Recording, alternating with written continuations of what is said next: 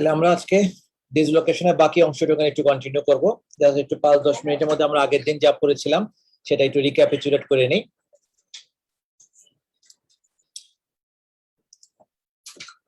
ডিসলোকেশনের by definition এটা অর্থ হচ্ছে total loss of contact of articular surface.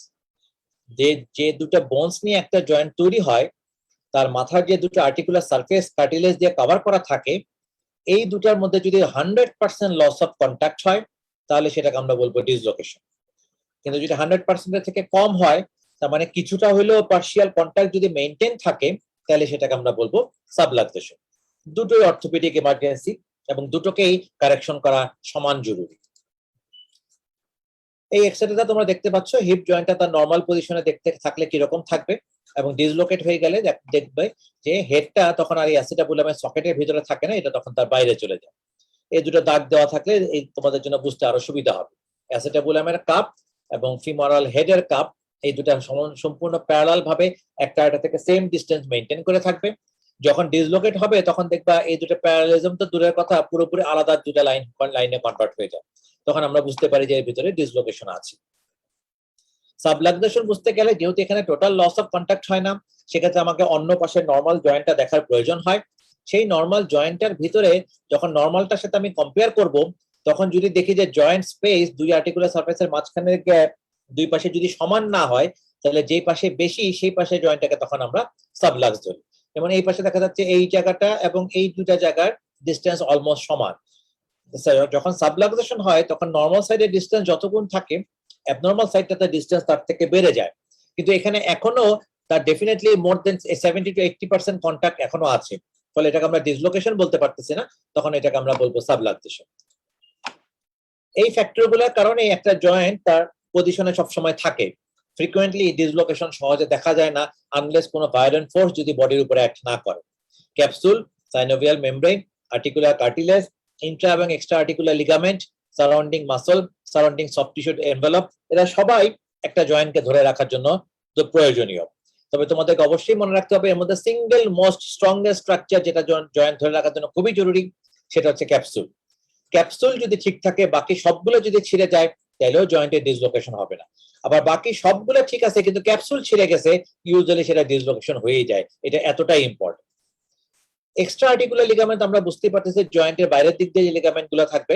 Intra articular ligament শব্দটা উচ্চারণ করলে সারা তোমাদের কাছে এক্সাম্পল জানতে চাইতে পারে, সেক্ষেত্রে আর কোনোটা বলতে পারো আর না পারো, অ্যান্টেরিয়র এবং posterior cruciate ligament of the নি জয়েন্ট, এই দুটার নাম তোমাকে বলতে পারতেই হবে, because these are the most two powerful and commonest intra-articular ligaments. Dislocation দুই রকম হতে পারে, একটা কনজেনিটাল আর একটা হচ্ছে অ্যাকোয়ার্ড। কনজেনিটাল যেটা জন্মগত, জন্মের সময় থেকে জয়েন্টটা ডিসলোকেট অবস্থাতেই বাচ্চা জন্মগ্রহণ করতে পারে, সেটা যেমন হচ্ছে developmental dysplasia of heap. Acquired সাধারণত এটাই আমরা বেশি দেখে থাকি। এটা ট্রমাটিক হতে পারে, এটা প্যাথোলজিক্যাল হতে পারে, এটা প্যারালাইটিক কজে মাসকুলার ইমব্যালেন্সের কারণে হতে পারে। মোস্ট কমনলি এই তিনটা জয়েন্টই সাধারণত আমাদের ডিসলোকেশন বেশি হয়।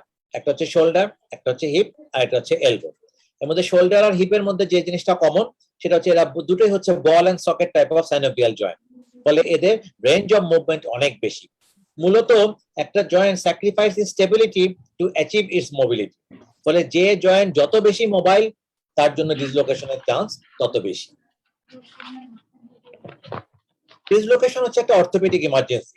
তোমাদের এমবিবিএস লেভেলে যদি কখনো জিজ্ঞেস করা হয় যে অর্থোপেডিক ইমার্জেন্সি কয়েকটা কন্ডিশনের নাম বলো, আর কোনোটা বলতে পারো আর না পারো, ডিসলোকেশন এবং কম্পার্টমেন্ট সিনড্রোম এই দুটো নাম তোমাদেরকে বলতে পারতেই হবে। জয়েন্ট যখনই ডিসলোকেট হয়ে যায়, এটাকে যত তাড়াতাড়ি সম্ভব আমাকে রিডাকশন করতে হবে, এবং এই reduction preferably under general anaesthesia হইতে হবে। হয়তো বাস্তবে আমরা দিতে পারি না, কিন্তু বই বাই বুক তোমাদেরকে এমবিবিএস লেভেলে কোশ্চেন করালে অবশ্যই বলতে হবে all dislocation should be done gently and preferably under general anaesthesia.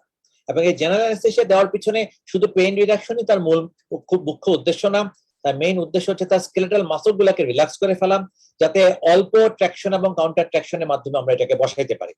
যদি এটা না করা হয় তাহলে বেশ ভায়োলেন্ট একটা ফোর্সকে আমাকে ট্র্যাকশন এবং কাউন্টার ট্র্যাকশন হিসেবে ব্যবহার করতে হয়, যে সময় ফ্র্যাকচারও হয়ে যেতে পারে। লোকাল সোয়েলিং দেখা যায় যে ফ্র্যাকচারের তুলনায় ডিসলোকেশনের লোকাল সোয়েলিং থাকে অনেক কম, কিন্তু মনে রাখবা পেইন যেটা জয়েন্টটাকে রেস্ট্রিক্টেড মুভমেন্টের মধ্যে রাখবে, সেটা ফ্র্যাকচারের থেকে ডিসলোকেশন হয় বেশি। ফ্র্যাকচারের পেশেন্ট তোমাকে হয়তো তবু কিছুটা নাড়াচাড়া করা অ্যালাউ করবে, ডিসলোকেশনের পেশেন্ট 1 ইঞ্চিও নাড়াচাড়া করা অ্যালাউ করতে চায় না।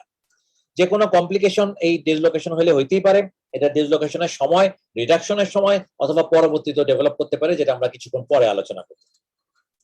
কেন এটাকে আমরা বলতেছি অর্থোপেডিক ইমার্জেন্সি? কারণ আর্টিকুলার কার্টিলেজ তার নিউট্রিশন পায় হলো সাইনোভিয়াল ফ্লুইড থেকে। এই সাইনোভিয়াল ফ্লুইড যদি ক্যাপসুল ছিঁড়ে যায় তাহলে এটা কোনো কনফাইন্ড ক্যাভিটির মধ্যে থাকে না, ছড়ায় যায়, ফলে আর্টিকুলার কার্টিলেজ তখন আর কোনো নিউট্রিশন পায় না। এরা অ্যাভাসকুলার স্ট্রাকচার, এদের কোনো নিউট্রিয়েন্ট আর্টারি বা ব্লাড সার্কুলেশন নাই, এরা ডিফিউশন প্রসেসে সাইনোভিয়াল ফ্লুইড থেকে নিউট্রিশন পায়। 6 ঘন্টার বেশি যদি নিউট্রিশন কানেকশন তারা না পায় তাহলে আর্টিকুলার কার্টিলেজ গুলো ড্যামেজ হওয়া শুরু করে। এবং এই হায়ালিন কার্টিলেজ গুলো ওয়ান টাইম সেল, এগুলো রিজেনারেশন পাওয়ার নাই, ফলে হায়ালিন কার্টিলেজ যদি একবার ড্যামেজ হয়ে যায় তাহলে ড্যামেজটা পার্মানেন্ট, এবং এই কারণে এটা একটা ইমার্জেন্সি। প্লাস এটা একটা কন্টিনিউয়াস পেইন এবং সেটা প্রচন্ড পরিমাণে পেইন হয়, সেই পেইনের কারণে এটাকে ইমার্জেন্সি হিসেবে ডিফিকাল্ট করা হয়। আর বেশি দেরি করে ফেললে এই জয়েন্ট অনেক সময় সহজে রিডাকশন করা নাও যেতে পারে। ক্লিনিক্যাল ফাইন্ডিং এর মধ্যে রোগীর প্রচন্ড পরিমাণে পেইন থাকবে, স্পেসিফিক কিছু ডিফর্মিটি এই ডিসলোকেশনের বেলাতে পাওয়া যায়। হিপ, শোল্ডার যেটাই বলি না কেন, অ্যান্টেরিয়র বা পোস্টেরিয়র ডিসলোকেশন যেটাই হোক না কেন, পেশেন্টের পার্টিকুলার কয়েকটা পজিশন দেখলে আমরা যে কোনো সময় এটাকে সন্দেহ করতে পারি যে possibly this patient might have a dislocation, যেটা ফ্র্যাকচারের বেলায় অনেক সময় এক্সরে ছাড়া বোঝা খুবই কষ্ট। তবে ডিসলোকেশন বাইরে থেকে যতই বুঝো না কেন, তোমাকে অবশ্যই এক্সরে করতেই হবে। ডিসলোকেশন কারেকশনের আগেও একবার করতে হবে, ডিসলোকেশন কারেকশনের পরেও করতে হবে। আগে কেন করব? আগে করব যাতে আমার ডায়াগনোসিসটা আমি কনফার্ম করতে পারি। ক্লিনিক্যালি আমি যা সাসপেক্ট করতেছি সেটা রেডিওলজিক্যালি কনফার্ম করতে হবে, এবং তার সাথে এটাও কনফার্ম হতে হবে যে এই ডিসলোকেশনের সাথে অলরেডি কোনো ভাঙা বা ফ্র্যাকচার অলরেডি অ্যাসোসিয়েটেড আছে কিনা, যেটা বাইরে থেকে এক্সরে ছাড়া বোঝা অসম্ভব। পরে কেন করতে হবে? পরে করতে হবে যে ডিসলোকেশনটা আমি কারেকশন করলাম, এই কারেকশনটা ঠিক মতো হয়েছে কিনা, জয়েন্টটা আবার তার আগের অ্যানাটমিক্যাল পজিশন ফেরত পাইছে কিনা, এটা ইমিডিয়েটলি চেক করতে হবে, নাহলে এটাকে আবার রিডাকশন করার প্রয়োজন হয়। এই জন্য করব। প্লাস ওই যে বললাম যে জয়েন্টের রিডাকশনের সময় কোনো ফ্র্যাকচার ছিল কিনা এটা যেমন আগে যেমন দেখে নিব, তেমনি রিডাকশন করার পরেও এক্সরে করে কনফার্ম করবো যে নতুন কোনো ফ্র্যাকচার ডেভেলপ করলো কিনা। দেখা গেল যে রিডাকশনের আগে কোনো ফ্র্যাকচার ছিল না, রিডাকশন করার সময় টানাটানির সময় জয়েন্ট বসছে কি বসে নাই সেটা পরের কথা, কিন্তু একটা ফ্র্যাকচার তৈরি হয়ে বসছে, তাহলে সেটাকে আইডেন্টিফাই করার জন্য আমরা অবশ্যই রিডাকশন করার পরেও একটা এক্সরে করব। কোশ্চেন উঠতেই পারে যদি এটা ভেঙে যায় তাহলে দোষটা কার? বেসিক্যালি এটা কারোরই দোষ না। একজন ফিজিশিয়ান কখনোই অসৎ উদ্দেশ্যে তার ফ্র্যাকচার করবে না, এই অ্যাক্সিডেন্ট হতেই পারে, এবং এই জন্যই ইনফর্ম রিটেন কনসেন্ট ডিসলোকেশন কারেকশনের আগে নেওয়া খুবই জরুরি, যেখানে অবশ্যই লেখা থাকবে যে এই রিডাকশন করার সময়, রিডাকশন করার প্রসিডিউরটা করার সময় তার ভিতরে এখন যেটা কোনো ফ্র্যাকচার নাই সেটা কিন্তু ভেঙেও যেতে পারে, এই রিস্ক পেশেন্টকে জানাই নিয়ে তাকেই নিতে হবে। সে যদি ডিনাই করে তাহলে আমরা রিডাকশন কারেকশন করবো না, বা ডেফিনেটলি তাকে ভালো মতো বুঝাই দিতে হবে যে ফ্র্যাকচারের রিস্ক নেওয়া সত্ত্বেও তার যেন রিডাকশন করতে রাজি হয়, নাইলে এই জয়েন্টটা কিন্তু পরবর্তীতে আর কখনোই ব্যবহার করা যাবে না। ভেঙে গেলে যাক, সেটার জন্য আমরা পরবর্তীতে চিকিৎসা দিতে পারবো। সোয়েলিং আছে কিনা সেটা খেয়াল করব। লস অফ মুভমেন্ট, কোন পার্টিকুলার মুভমেন্ট গুলো তার মেইনলি রেস্ট্রিক্টেড হয়ে গেছে সেটা দেখে রিডাকশন ডিসলোকেশন আইডেন্টিফাই করা যায়। এবং লিম্ব সাধারণত শর্টেনিং হয়ে যায়, কারণ অথবা লেন্থেনিং হয়ে যেতে পারে depending upon the type of dislocation. আমরা যেটা লাস্ট দিন আলোচনা করেছিলাম হিপ ডিসলোকেশন, যেটা অ্যান্টেরিয়র, পোস্টেরিয়র এবং সেন্ট্রাল 3 রকম হতে পারে, যার মধ্যে মোস্ট কমন হচ্ছে তোমার পোস্টেরিয়র হিপ ডিসলোকেশন, এবং ইউজুয়ালি মোটর ভেহিকল অ্যাক্সিডেন্টে বা ড্যাশবোর্ড ইনজুরিতে সাধারণত এটা বেশি হয়। কারণ আমরা যখন বসে থাকি গাড়ির ভিতরে তখন আমাদের হিপ এবং নি 90-90 পজিশনে থাকে, আমার হাঁটুটা ড্যাশবোর্ডের সাথে লাগানো থাকে, ফলে যখন এটা মুখোমুখি সংঘর্ষ হয় তখন ড্যাশবোর্ডটা সরাসরি আমার হাঁটুর উপরে, ফিমারের উপরে ডাইরেক্টলি তার ফিমারের লং অ্যাক্সিস বরাবর একটা প্রেসার ক্রিয়েট করে, যে ধাক্কা খেয়ে এই জয়েন্টটা ডিসলোকেট হয়ে যেতে পারে। ফলে ড্যাশবোর্ড ইনজুরি আমাদের হিপ ডিসলোকেশনের জন্য সবচেয়ে মোস্ট কমন, যেটা পোস্টেরিয়র হিপ ডিসলোকেশনে বেশি করে থাকে। পোস্টেরিয়র হিপ ডিসলোকেশনে পার্টিকুলার যে নির্দিষ্ট অ্যাটিটিউডটা পাওয়া যায় সেটা হচ্ছে flexion, adduction and internal rotation. পাটা ফ্লেক্স হয়ে থাকবে, নরমাল লিম্বের দিকে অ্যাডাক্টেড হয়ে থাকবে, এবং পাটা ইন্টারনালি রোটেটেড থাকবে। কোন একটা পেশেন্টকে যদি পার্টিকুলার এই পজিশনে দেখতে দেওয়া যায় এবং এই পজিশন থেকে সে যদি অন্যদিকে কোনো দিকে নড়তে না দেয়, তাহলে আমার ক্লিনিক্যাল স্ট্রং সাসপিশন থাকবে ডেফিনেটলি এর ভিতরে হিপ ডিসলোকেশন আছে, এবং possibly it's a posterior hip dislocation. যদি অ্যান্টেরিয়র ডিসলোকেশন হয় তাহলে এই অ্যাটিটিউডটা একটা খালি মিলবে, সেটা হচ্ছে ফ্লেকশন, কিন্তু তোমার এখানে বাকি যেটা আছে অ্যাডাকশনের বদলে সেখানে চলে আসবে অ্যাবডাকশন, এবং ইন্টারনাল রোটেশনের জায়গায় সেখানে চলে আসবে এক্সটার্নাল রোটেশন।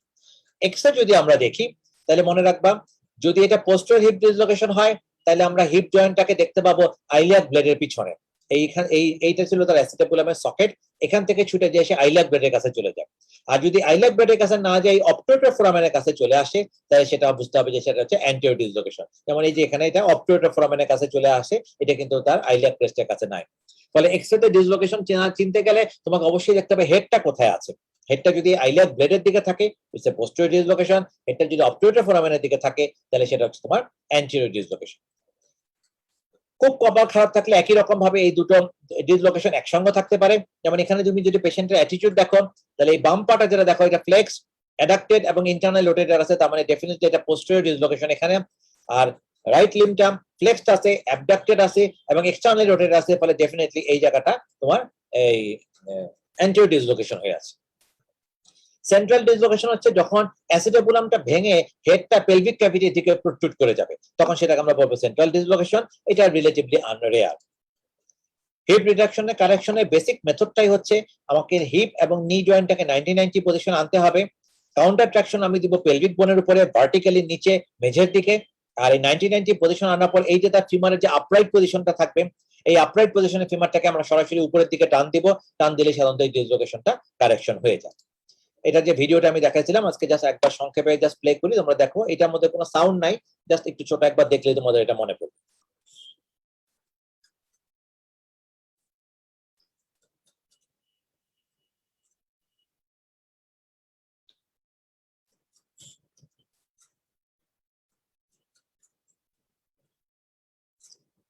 নাইনটি পজিশন গাড়ির সিটে বসলে যেরকম হয়, কোনো কারণে যদি ড্যাশবোর্ডটা এখানে এসে ধাক্কা দেয়, অ্যারো দিয়ে তোমাদেরকে দেখানো হবে এখনই, দিলে এটা ধাক্কা খেয়ে পিছন দিকে বের হয়ে যায়, তখন সেটাকে আমরা বলি পোস্টেরিয়র হিপ ডিসলোকেশন।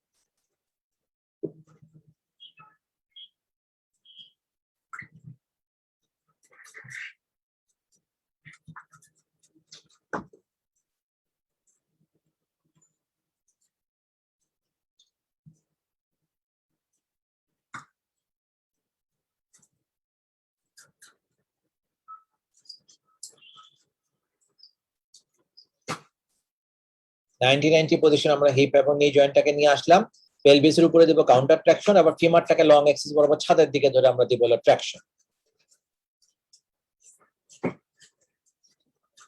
দিলেই পোস্টেরিয়র সাইড থেকে হিপটা ডিসলোকেটেড হয়ে যেটা ছিল সেটা রিলোকেট হয়ে যাবে।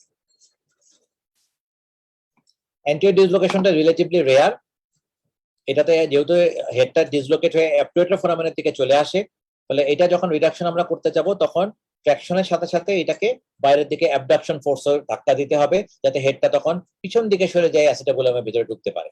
দেখো ট্র্যাকশন এবং অ্যাবডাকশন, অ্যাবডাকশনটা আমরা যতটা পারি গ্রয়েনের কাছে ধাক্কা দিব।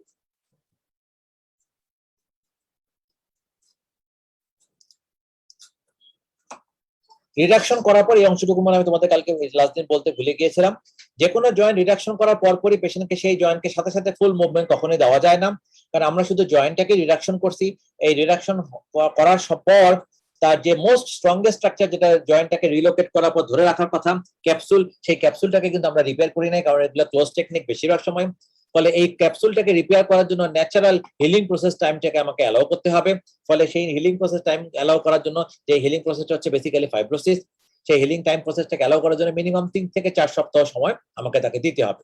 এই সময়টাকে আমাকে লিম্বটাকে পুরোপুরি স্কেলেটাল ট্র্যাকশন দিয়ে 3 সপ্তাহ ইমোবিলাইজ করে রাখতে হবে। 3 সপ্তাহ পর থেকে আমরা তাকে পার্শিয়াল ওয়েট বিয়ারিং দিতে পারবো। 6 সপ্তাহের আগে আমরা ইউজুয়ালি ফুল ওয়েট বিয়ারিং দেই না। আজকে আমরা বাকি যে দুটো ডিসলোকেশন সেই দুটো নিয়ে আলোচনা করবো, একটা হচ্ছে শোল্ডার এবং আরেকটা হচ্ছে এলবো।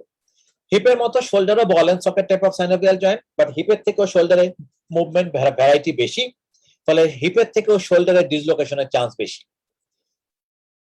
শোল্ডারে হিপে যেমন ছিল 3 রকম ডিসলোকেশন, অ্যান্টেরিয়র, পোস্টেরিয়র এবং সেন্ট্রাল। শোল্ডারের জন্য এটা হচ্ছে অ্যান্টেরিয়র, পোস্টেরিয়র এবং ইনফেরিয়র। হিপে ছিল পোস্টেরিয়র ডিসলোকেশনটা মোর কমন, বাট শোল্ডারের ক্ষেত্রে অ্যান্টেরিয়র ডিসলোকেশনটা মোর কমন, অলমোস্ট 95%। ফলে পোস্টেরিয়র এবং ইনফেরিয়র ডিসলোকেশন ভেরি রেয়ার, খুব রেয়ারলি এটাকে পাওয়া যায়। যদি অ্যান্টেরিয়র ডিসলোকেশন হয় তাহলে ফল অন আউটস্ট্রেচড হ্যান্ড, এই টার্মটা তোমরা একটু কষ্ট করে খেয়াল রাখবা। আপার লিম্বে মোটামুটি যতগুলা ইনজুরি আছে, সেটা Colles fracture, distal radius ulna fracture, mid shaft fracture, proximal radius ulna fracture, supracondylar fracture of the humerus, coronoid fracture, olecranon fracture, elbow dislocation, shoulder dislocation, যাই বলো না কেন, এদের সবার জন্য একটা কমন মেথড হচ্ছে ফল অন আউটস্ট্রেচড হ্যান্ড। মানে হাতটাকে লম্বা করে দিয়ে আমরা যখন মাটিটাকে যদি ধাক্কা দেয়, আমরা যদি মাটিতে পড়ে যাই, তাহলে আমরা হাতটাকে যেমন মেঝের সাথে মাটির উপরে হাতটাকে যেভাবে প্লেস করে আমরা আমাদের ফলটাকে ঠেকানোর চেষ্টা করি, এই পজিশনটা হচ্ছে গিয়ে এতগুলো ফ্র্যাকচারের জন্য খুবই কমন। ফলে এই একটা টার্ম তোমরা যদি মনে রাখতে পারো, তাহলে আপার লিম্বের যে কোনো ইনজুরিতে যদি বলা হয় এই ইনজুরিটা কেমন করে হয়, তাহলে এই টার্মটা বলে দিলে বেশিরভাগ সময় তোমার অ্যান্সার কারেক্ট হয়ে যাবে। ফল অন আউটস্ট্রেচড হ্যান্ড, তার মানে হাতটাকে পুরোপুরি লম্বা স্ট্রেইট রেখে এলবো রিস্ট জয়েন্টটাকে 90 ডিগ্রি ফ্লেক্স এক্সটেন্ড করে আমরা যেভাবে মাটিতে পড়ে যাই ওই পজিশনে রেখে হাত আমরা যদি মাটিতে পড়ে যেতে পারি, তাহলে এতগুলো ফ্র্যাকচার ডিসলোকেশনে সবগুলোই হওয়া সম্ভব। পোস্টেরিয়র ডিসলোকেশন যেটা খুব রেয়ার, বাট এটার ক্ষেত্রে অবশ্যই তোমাকে খেয়াল রাখতে হবে, দুইটা হিস্ট্রি তোমাকে অবশ্যই নিতে হবে, যার একটা হচ্ছে ইলেকট্রিক শক আর একটা হচ্ছে এপিলেপটিক অ্যাটাক। যারা এপিলেপসি পেশেন্ট তাদের অনেক সময় এই পোস্টেরিয়র হিপ ডিসলোকেশনটা হয়, এবং ইলেকট্রিক শক থাকলে আমরা সাধারণত তখন এই ক্ষেত্রে দেখতে পারি যে পোস্টেরিয়র হিপ ডিসলোকেশন হইতে পারে। হিপের ডিসলোকেশনের বেলায় যেরকম পার্টিকুলার কতগুলো নির্দিষ্ট অ্যাটিটিউড থাকে, শোল্ডার ডিসলোকেশনের বেলায় তো এরকম পার্টিকুলার নির্দিষ্ট কতগুলো অ্যাটিটিউড থাকে। আমরা অ্যান্টিরিয়র ডিসলোকেশন যেহেতু অলমোস্ট 95% কমন, আমরা এটা নিয়ে মূলত আলোচনা করব। ডান দিকে নিচের দিকে যে ছবিটা আমি পেশেন্টকে দেখাইছি, কোনো পেশেন্টকে তুমি যদি ইমার্জেন্সি রুমে এইভাবে হাতটাকে ধরে রেখে ঢুকতে দেখো, তাহলে ডেফিনেটলি তুমি সন্দেহ করবা যে possibly he have a shoulder dislocation. একমাত্র শোল্ডার ডিসলোকেশন থাকলেই পেশেন্ট অন্য হাত দিয়ে এই হাতটাকে এরকম একটা পজিশনে সাপোর্ট রেখে তারপরে আসে, এবং এটা এতটাই ইউনিভার্সাল, একবার যদি কোনো পেশেন্ট চোখে দেখো জীবনে কখনোই এটা আর মিস হবে না। পেশেন্ট হেঁটে হেঁটেই তোমার কাছে আসবে, ব্যথায় কাতরাইতে থাকবে, এবং এক হাত দিয়ে হাতটাকে এক্স্যাক্টলি ঠিক এইভাবে ধরে রেখে তোমার সাথে সে কথা বলবে, কোনোভাবেই সে হাতটাকে 1 ইঞ্চি ডানে বামে উপরে নিচে কোনো দিকে নাড়তে দিবে না। এবং এটা দেখলে আমরা সন্দেহ করব যে possibly he have a shoulder dislocation, এবং which is most likely anterior shoulder dislocation। এই সময় আরো একটা যেটা অ্যাটিটিউড পাওয়া যাবে, আমরা যদি কাঁধের পাশ থেকে এখান থেকে ক্লাভিকল বরাবর অ্যাক্রোমিয়াল প্রসেস বরাবর আমরা যদি হাত নামাই, নরমাল প্রসেসে দেখো এখানে একটা সুন্দর কার্ভ সি অক্ষর দেখা যায়, যেটা হাত দিয়ে পালপেট করলেও দেখা যাবে যে হ্যাঁ সুন্দর একটা সি অক্ষরের মতো জিনিস থেমে গেছে, আমার হাত কোনো দিকে যাবে না। কিন্তু এই ক্ষেত্রে যেহেতু এই হিউমেরাসটা এখান থেকে ডিসলোকেট হয়ে ভিতরের দিকে এক্সেলের দিকে ঢুকে গেছে, ফলে দেখো এখানে এটা আসার পর এটা অলমোস্ট খাড়া হয়ে নেমে গেছে, ফলে এই জায়গাটা কেমন একটা ফ্ল্যাট ভাব চলে আসে, এতটাই ফ্ল্যাট যে মনে হয় যে ওখানে একটা স্কেল বসায় ওটাকে ফ্ল্যাট করে দেওয়া হয়েছে। এবং তুমি যদি এখানে হাত দাও, তাহলে দেখবে যে এখান থেকে হাতটা আসার পর হাতটা টুক করে এই গ্লেনার ক্যাভিটির ভিতরে হাতটা ঢুকে যায়, যেটা এইখানে হাতটা কখনোই ঢুকবে না, এটা চামড়ার উপর দিয়ে নিচের দিকে নামতে থাকে। এই ফ্ল্যাটেনিং থাকলে এবং এই আঙ্গুলটা যখন ভিতরের দিকে ঢুকে যায়, তখন আমার সন্দেহ করতে হবে যে হিপ শোল্ডার জয়েন্টটা খুব সম্ভবত জায়গা মতো নাই।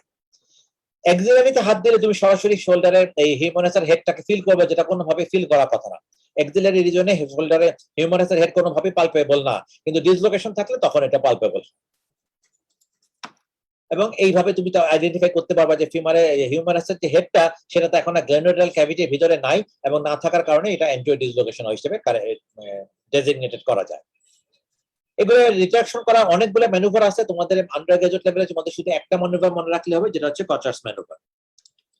কি করা হয়, পেশেন্টটাকে প্রথমে আমরা সুপাইন পজিশনে শোয়াই দেই, আমরা সাধারণত ডেফিনেটলি আন্ডার জেনারেল অ্যানেস্থেসিয়া দিয়েই করি। করার পর আমরা প্রথমে হিউমারাসটাকে চেস্ট ওয়াল থেকে 45 ডিগ্রি অ্যাবডাক্টেড পজিশনে প্রথমে নিয়ে আসি। এরপর আমরা long axis of the humerus বরাবর টান দেই, এই এলবোটাকে 90 ডিগ্রিতে ফ্লেক্স করে ফোরআর্ম ধরে টান দিলে এই লং অ্যাক্সিস বরাবর হিউমারাসটা টান খাবে। একই সঙ্গে এই হিউমারাসের হেডের কাছে এরকম একটা টাওয়েল পেঁচায়, এই টাওয়েলটাকে ধরে আমরা উপরের দিকে টান দেই, যেটাকে আমরা বলতেছি কাউন্টার ট্রাকশন। যেহেতু এই জায়গাটা হাতে ধরার জন্য মোটেও উপযুক্ত না, এই জন্য আমরা টাওয়েলের মাধ্যমে পেঁচাই, এই উপরের দিকে যে টানটা দেই এটা হচ্ছে কাউন্টার ট্রাকশন, আর long axis of the humerus বরাবর যে টানটা দেই সেটা হচ্ছে তোমার ট্রাকশন। বাট খেয়াল রাখতে হবে এটা কিন্তু আমরা 45 ডিগ্রি অ্যাবডাকশন আমরা এই ট্রাকশনটা দিই। কিছুক্ষণ এই ট্রাকশন এবং কাউন্টার ট্রাকশনটা মেনটেন করে রাখলেই মোর দেন 50% ক্ষেত্রে এটা রিলোকেট হয়ে যায়।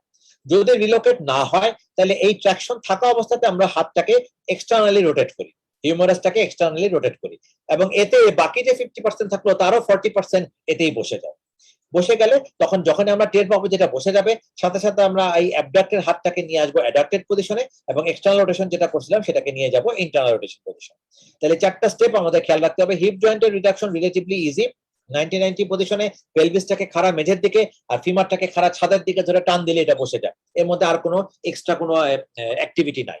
বাট শোল্ডারের ডিসলোকেশন হলে আমরা সাধারণত এরকম একটা নির্দিষ্ট পার্টিকুলার অ্যাক্টিভিটি আমরা না করলে শোল্ডার ডিসলোকেশন কারেকশন হতে চায় না। তাহলে কি করবো আমরা, প্রথমে অ্যাবডাক্টেড করব হিউমারাসকে 45 ডিগ্রি। হিউমারাসের লং অ্যাক্সিস বরাবর দিব ট্রাকশন এবং এক্সিলারি রিজন একটা টাওয়াল পেঁচাই ক্রাউল দিয়ে আমরা ধরে দিব কাউন্টার ট্রাকশন। এরপর আমরা এটাকে করব এক্সটার্নাল রোটেশন। এই ট্রাকশন এবং এক্সটার্নাল রোটেশন করলে রিলোকেট সাধারণত হয়ে যায়। হয়ে যাওয়ার পর আমরা এটাকে অ্যাডাপ্ট করব এবং ইন্টারনালি রোটেট করে আমরা এটাকে জায়গা মতো ফিক্স করে ফেলবো। But step 3 and 4 after relocation. এবার এটার আমরা একটা ভিডিও দেখি, এটার সাউন্ড আছে। তোমরা যদি সাউন্ডটা শুনতে না পাও তাহলে মডারেটর যারা আছো তারা যে কোনো একজন আমাকে একটু জানাও যে তোমরা সাউন্ডটা শুনতে পাচ্ছ কি পাচ্ছ না।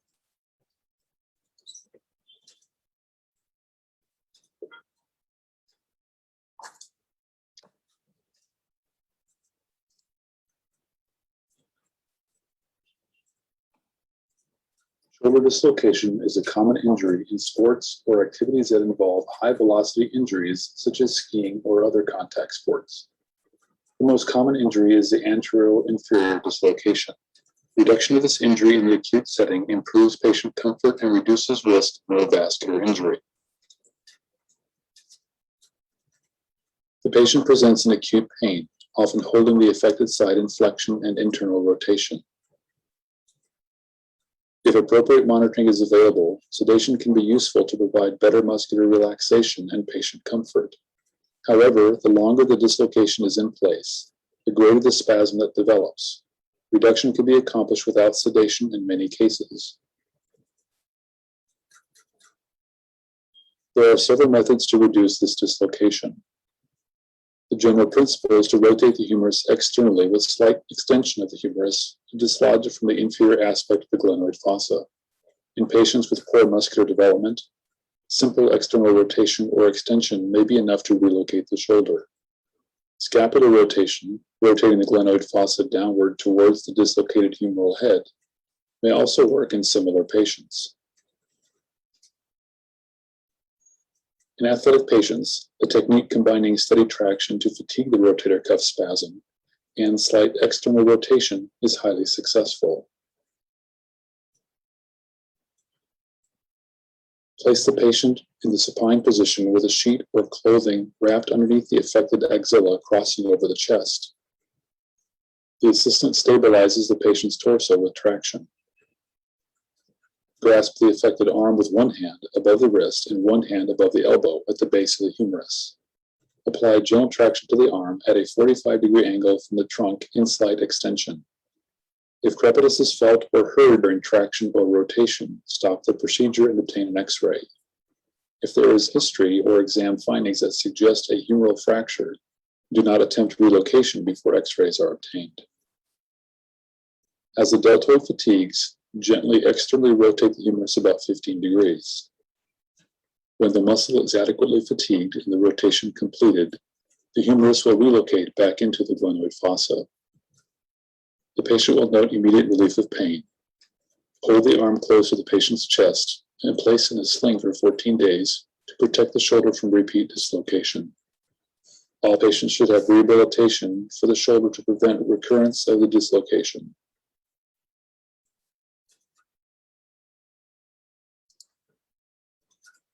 এখানে তোমরা দেখো পেশেন্টের পজিশনটা আমি তোমাদেরকে যেটা বলছিলাম 45 ডিগ্রি অ্যাবডাকশন পজিশনে রাখবো। এই বরাবর একটা টাওয়াল ক্লিপ দিয়ে আমরা এই বরাবর দিব কাউন্টার ট্রাকশন আর হিউমারাসটাকে আমরা সরাসরি নিচে এদিকে টান দিব। এই ফোরআর্মটাকে ব্যবহার করে এটা হচ্ছে তোমার ট্রাকশন।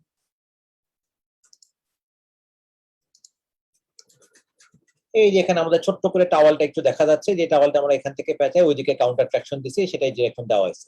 এখানে আরেকটা জিনিস খেয়াল করে দেখো, এই যে এখানে একটা প্রমিনেন্ট অংশ দেখা যাচ্ছে, এটা হচ্ছে তোমার অ্যাক্রোমিয়ান প্রসেস এবং বোঝাই যাচ্ছে যে এখানে একটা গর্ত গর্ত ভাব হয়েছে। এই গর্ত ভাবটা কিন্তু নরমালি কোনোভাবেই থাকবে না, এই জায়গাটা থাকবে একদম ফুল। এই গর্ত ভাবটা থাকলেই আমাকে বুঝতে হবে যে ডেফিনেটলি এখানে অ্যান্টিরিয়র ডিসলোকেশন আছে। যখন আমরা এটাকে ধরে টান দিব এবং এটা যখন ফেরত আসবে, ভিডিওর মধ্যে তোমরা দেখবা এই যে এখানে যে একটা সার্কাসের মতো দেখা যাচ্ছে, এই সার্কাসটা কিন্তু সাথে সাথে পুরোপুরি ডিসঅ্যাপিয়ার করে যায়। ভিডিওটা আমরা আরেকবার এখান থেকে একটু দেখি। Stabilizes the patient's torso with traction. Grasp the affected arm with one hand above the wrist and one hand above the elbow at the base of the humerus. Apply gentle traction to the arm at a 45-degree angle from the trunk in slight extension. If crepitus is felt or heard during traction or rotation, stop the procedure and obtain an X-ray.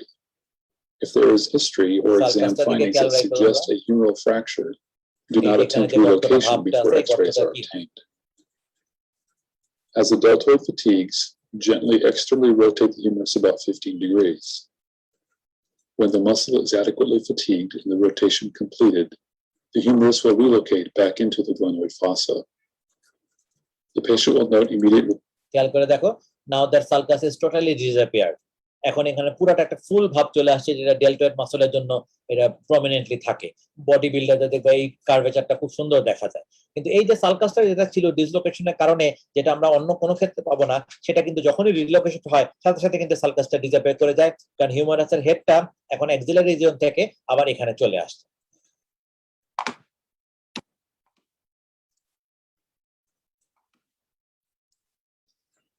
যদি posterior dislocation হয়, just দুটার নামগুলো তোমরা শুনে রাখো, যেহেতু এটা খুবই কম, পোস্টেরিয়র এবং ইনফেরিয়র ডিসলোকেশন দুটো একসঙ্গে মিলায় মাত্র 5% চান্স, ফলে এগুলো সহজে দেখা যায় না। বাট এই পোস্টেরিয়র ডিসলোকেশন হলে তখন আমরা এই বাল্বের মতো একটা গোল হিউমারাস দেখতে পাই, যেটা দেখলে আমরা বুঝতে পারি যে এখানে একটা পোস্টেরিয়র হিপ ডিসলোকেশন আছে। আর যদি ইনফেরিয়র ডিসলোকেশন হয়, সেক্ষেত্রে হিউমারাসের হেডটা সরাসরি গ্ল্যান্ডারি ক্যাভিটির নিচে চলে আসে। এই পেশেন্টটাও চেনা খুবই সহজ, কারণ এই সমস্ত পেশেন্ট হাত আর অ্যাডাপ্ট করতে পারে না, হাতটাকে এরকম খাড়া উপরের দিকে, যেমন কোশ্চেনে অ্যান্সার পারলে যেমন ছাত্র এরকম হাত উঁচু করে অ্যান্সার দেওয়ার চেষ্টা করে, যেমন হাত উঁচু করে ওই পজিশনে হাতটা ফিক্স হয়ে যায়, পেশেন্ট চাইলেও এটাকে তখন আর নামাতে পারে না। জাস্ট এটাকে সিম্পল এটাকে ট্র্যাকশন এদিকে টান দিয়ে দিলেই এই হেডটা এখান থেকে উঠে এখানে যখনই চলে আসে সাথে সাথে অ্যাডাকশন চলে আসে। ফলে ইনফেরিয়র ডিসলোকেশন চিনতে গেলে তোমাকে অবশ্যই মনে রাখতে হবে arm will be held in full অ্যাবডাক্টেড position, যেটাকে পেশেন্ট কোনো মতে চাইলেও আর অ্যাডাক্ট করে আবার যে চেস্ট ওয়ালের পাশে নামায় আনবে এটা সে করতে পারে। হিপ ডিসলোকেশনের মতো শোল্ডারটুকু আমরা রিডাকশন করার পরে ইমোবিলাইজ করে রাখবো। যদি পেশেন্টের বয়স 30 বছরের কম হয়, তাহলে 3 সপ্তাহ এই শোল্ডার ইমোবিলাইজার দিয়ে ইমোবিলাইজ করে রাখলে যথেষ্ট। যদি 30 বছরের বেশি হয় এবং আমরা রিডিসলোকেশন রেট প্রথম 1 সপ্তাহের পর বেশি আমরা সাধারণত রাখতে চাই না, কারণ জয়েন্ট স্টিফনেস হয়ে যায়। যদি 30 বছরের কম হয় তাহলে আমরা 3 সপ্তাহ ইমোবিলাইজ করে রাখবো।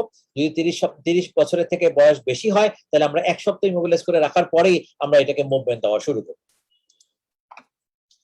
Elbow dislocation, this is not very much common in comparison to hip and shoulder because it's a hinge variety of synovial joint এবং মাত্র ইউনিঅ্যাক্সিয়াল একটা মুভমেন্ট এখানে হয়, ফ্লেকশন এবং এক্সটেনশন, ফলে এটা ডিসলোকেশন অত সহজে হয় না, কিন্তু হয়ে গেলে এটাও সমান পেইনফুল। এটা এন্টেরিয়র এবং পোস্টেরিয়র দুই রকম হতে পারে, বাট পোস্টেরিয়র ডিসলোকেশনটাই মোস্ট কমন। এই ক্ষেত্রে দেখা যায় যে এই যে আমাদের ওলিক্রন ফোসার মধ্যে যে ওলিক্রনের যে কার্ভেচার, এই কার্ভেচারটা ওলিক্রন ফোসা থেকে ছুটে পিছন দিকে বের হয়ে যায়, ওলিক্রনটা পিছন দিকে প্রজেক্টেড হয়। এই যে গোল কার্ভেচারটা এটা এইখানে থাকার কথা ছিল, এটা বাইরে চলে আসে, যেহেতু ডিস্টাল পার্টটা পিছন দিকে চলে যায়, এই জন্য এটার নাম হচ্ছে তোমার posterior elbow dislocation, which is more common. এটা যদি আমাদের কারেকশন করতে হয় তাহলে আমাকে এলবোটাকে মোটামুটি ভাবে একটু মডারেটলি ফ্লেক্স পজিশনে রেখে ফোরআর্মটাকে ধরে সোজা ট্র্যাকশন দিতে হবে আর কাউন্টার ট্র্যাকশন দিতে হবে হিউমেরাসের উপরে। এই এক্সের ছবিটা দেখলে বুঝতে পারবাম। আমরা এই ফোরআর্ম বরাবর এটাকে এইদিকে টান দিব, এটা হচ্ছে আমার ট্র্যাকশন। আর এই যে হিউমেরাসের যে অংশটা আছে এটাকে পিছন দিকে টান দেবো, এটা হচ্ছে তোমার কাউন্টার ট্র্যাকশন। এই হিউমেরাসটা যাবে পিছন দিকে, এ যাবে সামনের দিকে, একই সাথে আমরা একটা বুড়ো আঙ্গুলি অলিক্রনের উপরে রেখে অলিক্রনটাকে ধাক্কা দিব, তাহলে এটাকে তখন জায়গা মতো বসে যায়। এবং খুব কমনলি বুঝতেই পারতেছো এখানে এই যে করোনাইড প্রসেস যেটা আছে এটাই কিন্তু এই রিডাকশন প্রসেসের সময় ধাক্কা লেগে ভেঙে যাওয়ার চান্স থাকে। এটারও একটা সুন্দর ভিডিও আছে, আমরা ওইটা একটু দেখি।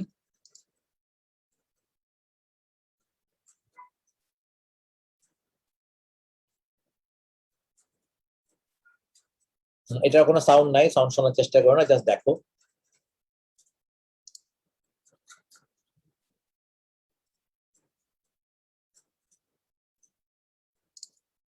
সরি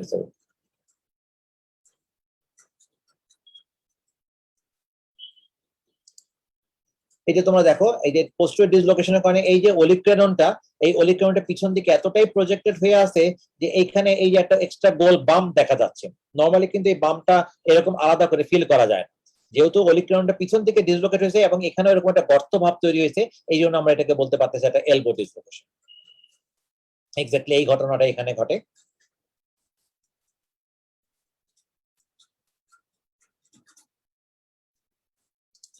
সামান্য ফ্লেক্স পজিশনে রাখে আমরা ফোরআর্মটাকে দিব ট্র্যাকশন, আর এই যে অ্যাসিস্ট্যান্ট ধরে রাখছে সেও পিছন দিকে ধাক্কা দিতে পারে, অথবা যে ট্র্যাকশন দিচ্ছে সেও তার অন্য হাত দিয়ে এই হিউমেরাসটাকে পিছন দিকে ধাক্কা দিবে, এটা পিছন দিকে যাবে, এটা হলো কাউন্টার ট্র্যাকশন। আর ফোরআর্মটাকে সামনের দিকে ধরে টান দেওয়া হবে, এটা হচ্ছে তোমার ট্র্যাকশন। ইউজুয়ালি ট্র্যাকশন এবং কাউন্টার ট্র্যাকশন এটা বসে যায়, বসার সাথে সাথে দেখো আবারও এই যে এখানে যে সালকাস বা গ্যাপটা দেখা যাচ্ছে এই গ্যাপটা কিন্তু ডিসঅ্যাপিয়ার করে যাবে।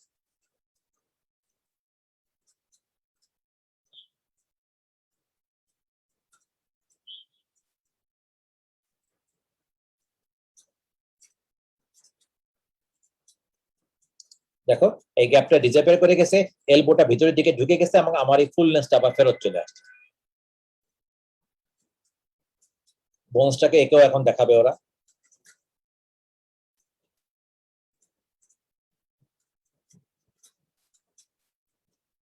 So that is the method of elbow dislocation correction. এই যে তিনটা যে ডিসলোকেশন গুলো কারেকশন গুলো বললাম, এই ডিসলোকেশন গুলো কতগুলো কমন কমপ্লিকেশন আছে, যেটা আসলে এই তিনজনের না, যে কোনো ডিসলোকেশনের এই কমন কমপ্লিকেশন গুলো হইতে পারে। একটা হচ্ছে যখন এটা ডিসলোকেট হয়েছে তখন এটা ফ্র্যাকচার হয়ে ডিসলোকেট হতে পারে, অথবা ডিসলোকেশনের সময় ফ্র্যাকচার হয় নাই কিন্তু রিলোকেট করার সময় ফ্র্যাকচার হয়েছে। So it's one of the most common complication of dislocation. Surrounding neurovascular damage, যেহেতু এই ডিসলোকেশনের ফলে বোন ফ্র্যাগমেন্ট গুলো একটা জায়গা থেকে ছুটে আরেক জায়গায় চলে যায়, ফলে সারাউন্ডিং যে নিউরোভাস্কুলার স্ট্রাকচার যেগুলো আছে সেগুলো ড্যামেজ হতে পারে। যেগুলো যদি দেরি হয়ে যায়, যদি তাহলে মাসকুলার যদি কন্ট্রাকশন লেভেল অনেক বেড়ে যায়, তখন এগুলো রিডাকশন করা অনেক ডিফিকাল্ট হতে পারে। আর আমি যতই রিডাকশন করি না কেন, যদি কোনো কারণে নিউরোভাস্কুলার ড্যামেজ হয় এবং ড্যামেজ হওয়ার কারণে যদি বোনের ভাস্কুলারিটি নষ্ট হয়ে যায়, তাহলে অ্যাভাস্কুলার necrosis of the particular end of the bones, এই চারটা হচ্ছে আমার most common complication of any dislocation. তাহলে এজ এ সামারি যদি আমরা সংক্ষেপে একবার বলি, ডিসলোকেশন হচ্ছে একটা অর্থোপেডিক ইমার্জেন্সি। কেন ইমার্জেন্সি? কারণ 6 ঘন্টার মধ্যে রিডাকশন করতে না পারলে হাইলাইন কার্টিলেজ গুলো না খেয়ে মরে যায়।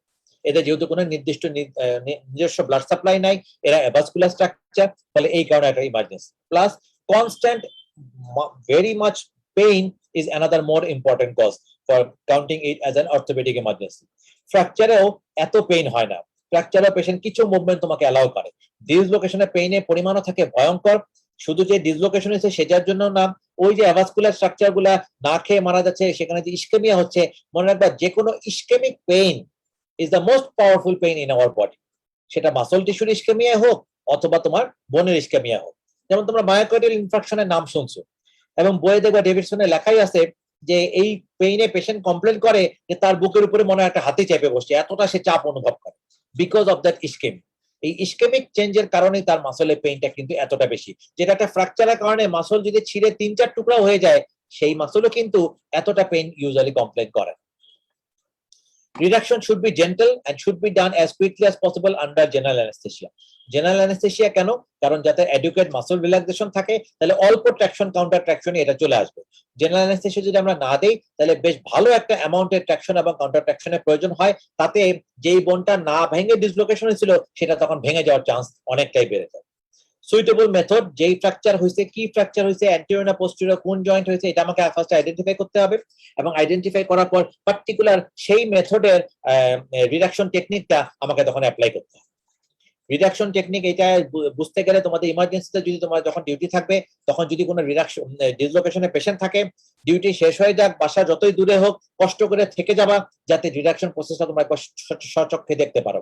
কারণ ফ্র্যাকচারের মতো রিডাকশন এত বেশি কমন না, এবং যেহেতু এটা ইমার্জেন্সি, এটা পরের দিন ইন্টার্নদের বা ফিফথ ইয়ারদেরকে দেখানোর জন্য রেখে দেওয়ার কোনো সুযোগ নেই। এটাকে দেন তখনই আমাকে সাধারণত রিডাকশন করে ফেলতে হয়।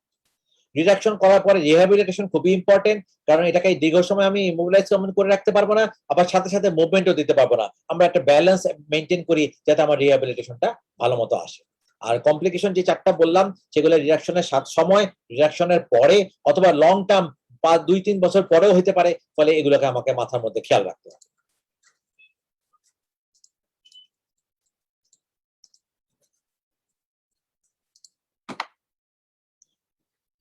তাহলে আজকে যে রিডাকশনের পদ্ধতি সম্বন্ধে যেটুকুন বললাম, এখানে যদি কারো কোনো কোশ্চেন থাকে এখন আমাকে জিজ্ঞেস করতে পারো।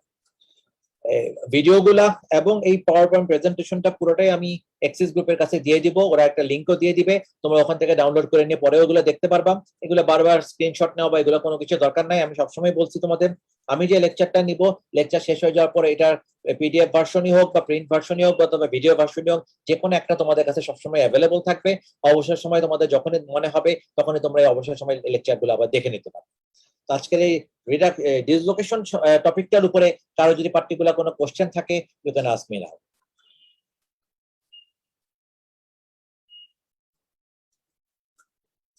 কারো কোনো কোশ্চেন না থাকলে তো ভয়ই লাগে যে কেউ কিছু কি বুঝলো না কিনা।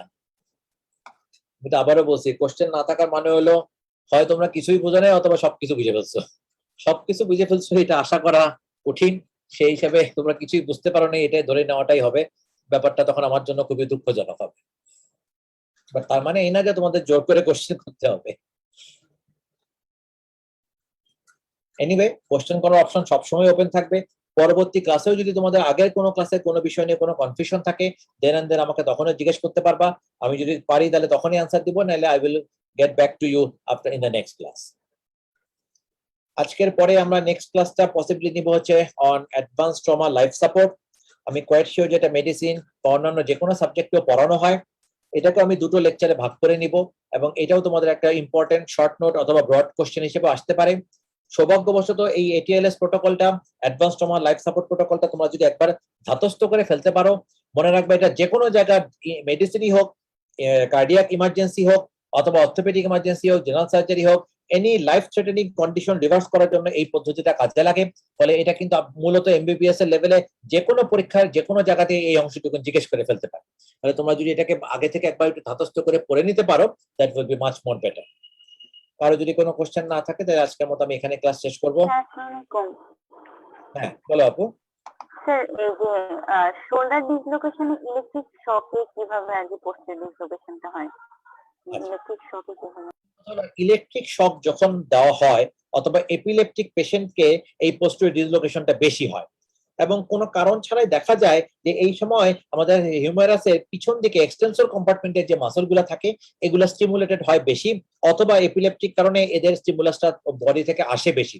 এটার এক্সাক্ট কোনো কারণ জানা নাই, বাট এটা বিভিন্ন গবেষণা করে দেখাই গেছে যে এই শোল্ডার ডিসলোকেশনে যদি কারো যদি এপিলেপটিক হিস্ট্রি থাকে, এপিলেপটিক শকের সময় যদি ডিসলোকেশন হয় অথবা ইলেকট্রিক শকের সময় যদি ডিসলোকেট হয়, তাহলে এই পোস্টেরিয়র গ্রুপ অফ মাসলগুলোর ভিগারাস কন্ট্রাকশন, যেটা অ্যান্টেরিয়র থেকে কোনো এক কারণে কম হয়, এই ভিগারাস কন্ট্রাকশনের কারণেই তখন শোল্ডারটা পোস্টেরিয়রলি ডিসলোকেট হয়ে চলে যায়।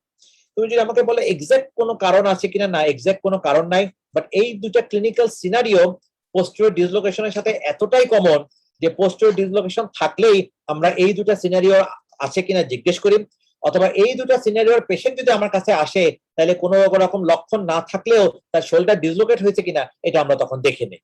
ফলে আমি এক্স্যাক্টলি তোমাকে কারণটা বলতে পারবো না, বাট আমরা এইটুকুন যে বলতে পারি যে এই দুটো কন্ডিশনে পোস্টেরিয়র হিপ ডিসলোকেশনটা বেশি হয়, কোনো এক কারণে পোস্টেরিয়র গ্রুপ অফ মাসলগুলো স্টিমুলেটেড বেশি হয়, যে কারণে হিপ ডিসলোকেশন, এই শোল্ডার ডিসলোকেশনটা পোস্টেরিয়রের দিকে বেশি হয়।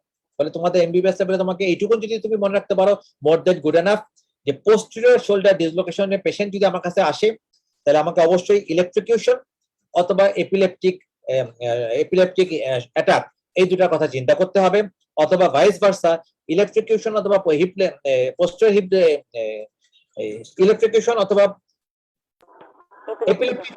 এপিলেপটিক অ্যাটাকের কোনো যদি পেশেন্ট আসে তাহলে তার শোল্ডারকে আমাকে অবশ্যই চেক করতে হবে।